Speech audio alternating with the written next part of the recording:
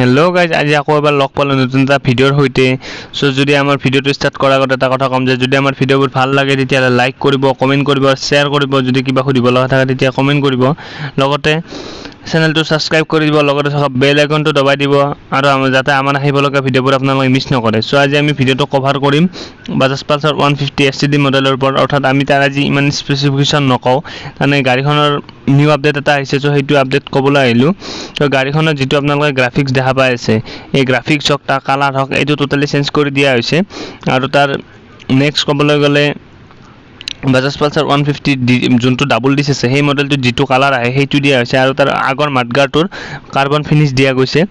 চ' গাড়ীখন ক'বলৈ গ'লে এইবাৰ বহুতেই ধুনীয়া দেখা হৈছে। আৰু গাড়ীখনৰ তলত ইঞ্জিন, অৰ্থাৎ ইঞ্জিনৰ তলত ইঞ্জিন কাউল দিয়া হৈছে, নিউ ইঞ্জিন কাউল দিয়া হৈছে। চ' গাড়ীখনৰ বাকীখিনি স্পেচিফিকেশ্যন আগৰ দৰে, বাকীখিনি ইমান এটা চেঞ্জ একো হোৱা নাই, কিন্তু কালাৰ আৰু গ্ৰাফিক্সটো অলপ চেঞ্জ হৈছে।